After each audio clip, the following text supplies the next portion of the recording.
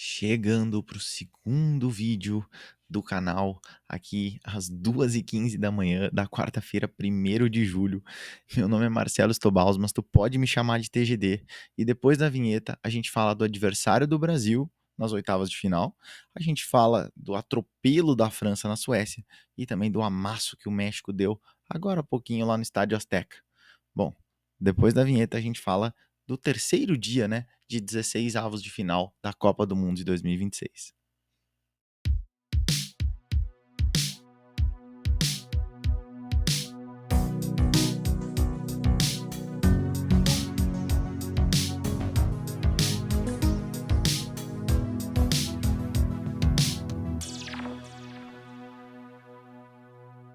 Vamos falar então de Costa do Marfim 1, Noruega 2.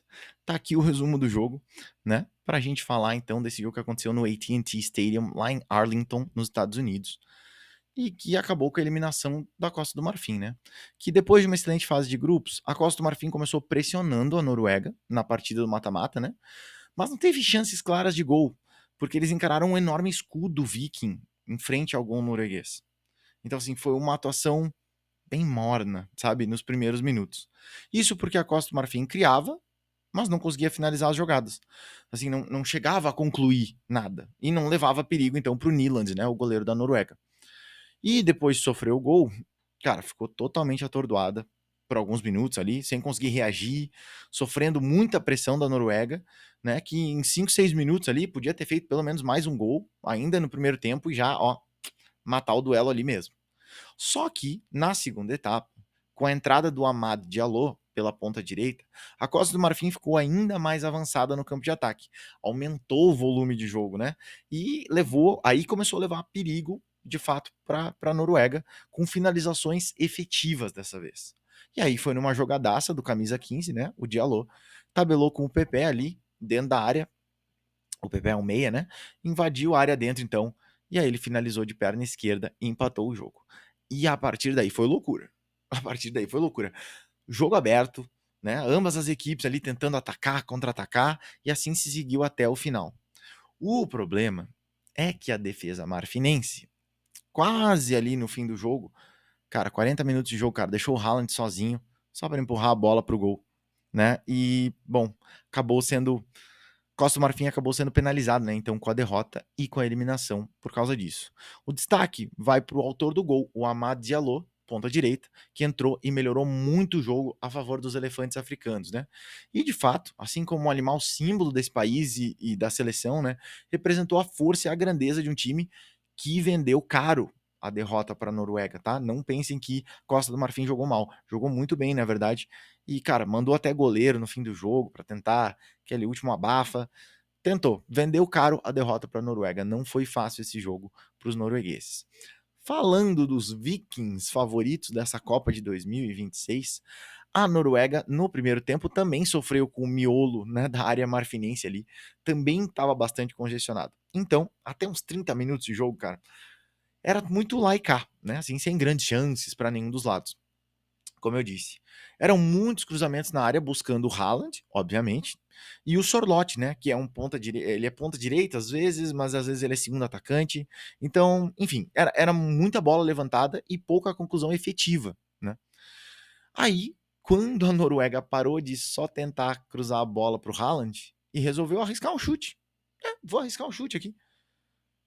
Resultado disso, 1-0 no placar, né? 38 minutos do primeiro tempo, o Antônio Nusa, o ponta esquerda, que talvez ele é o jogador menos badalado, assim, desse, né, do meio para frente da Noruega, mas é o jogador mais driblador, é o mais liso dessa seleção, né? E a verdade, então, é que a seleção marfinense foi melhor no jogo, mas foi pouco efetiva. Já a Noruega não teve muita inspiração, mas quando decidia botar a bola no chão e acionar os seus principais craques, né, o Odegaard, o meio atacante, o Oscar Bob, que entrou pela ponta direita no segundo tempo, né, e o Haaland, obviamente, né, fez os gols e obteve o resultado. Então os Vikings foram muito cirúrgicos na partida e por isso conseguiram eliminar os marfinenses, né?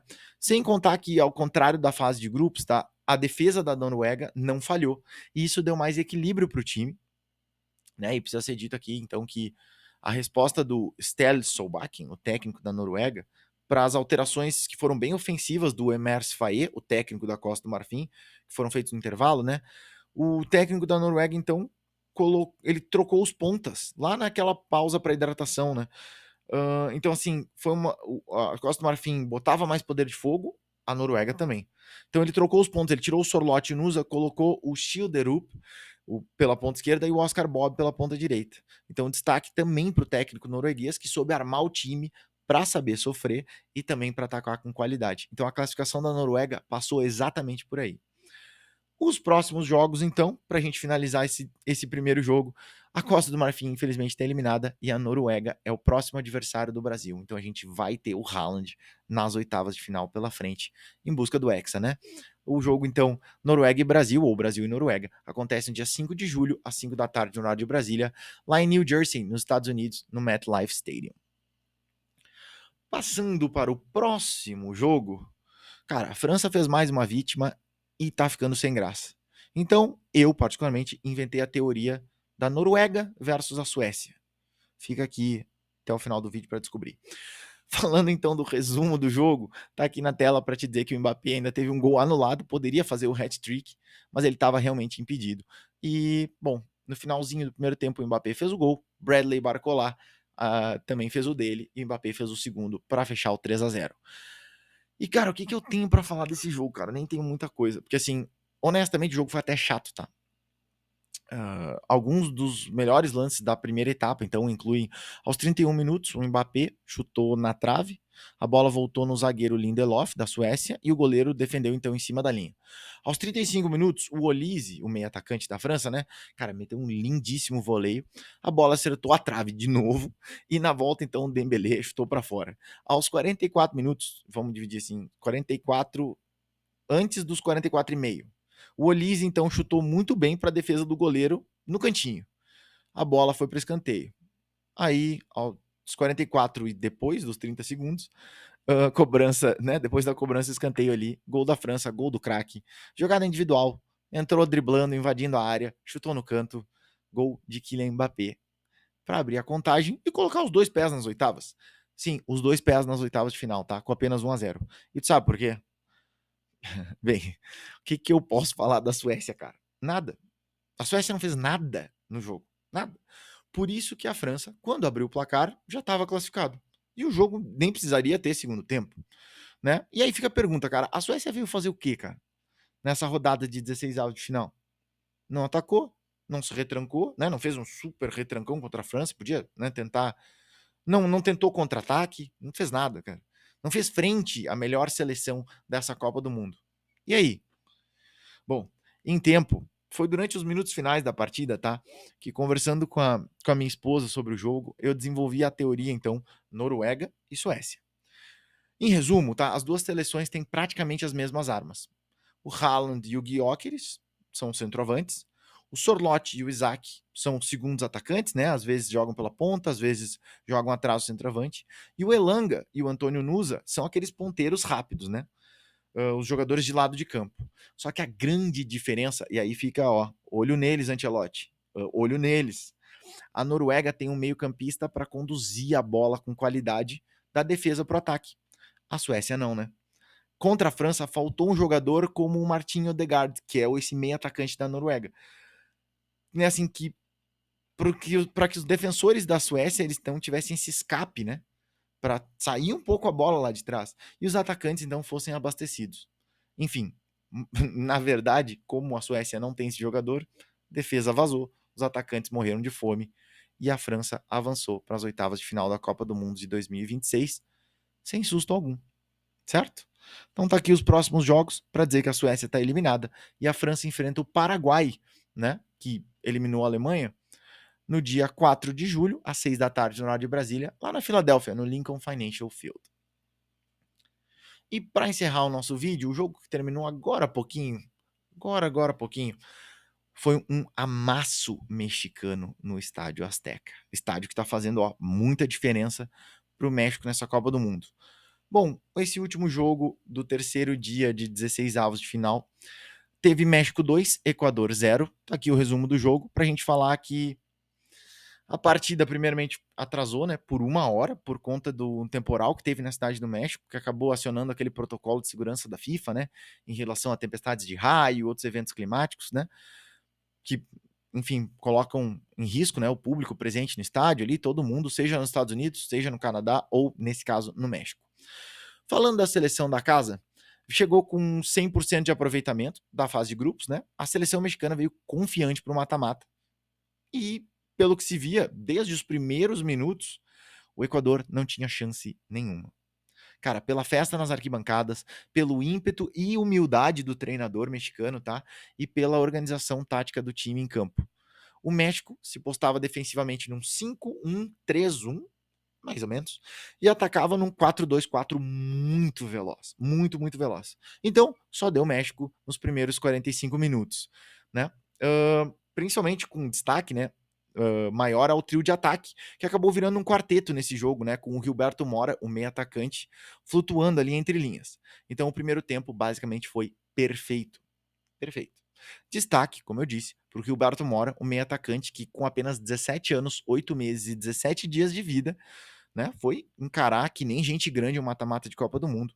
Também para o Roberto Alvarado, ponta direita, o Raul Jiménez, o centroavante, e o Julián Quiñones, ponta esquerda do México. Cara, aliás, que Copa do Mundo tá fazendo o Julián Quiñones pelo México, hein? Esse quarteto de ataque mexicano destruiu o Equador no primeiro tempo. E aí já encaminhou a classificação.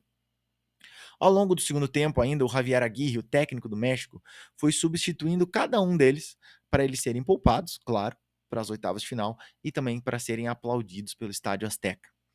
No segundo tempo, o México claramente tirou o pé, já estava com a vantagem, né? Já estava com o resultado na mão, só entregou a bola para o Equador, que trocava passes e não construía nada, né? Como disse o comentarista do jogo lá na Casa TV, né?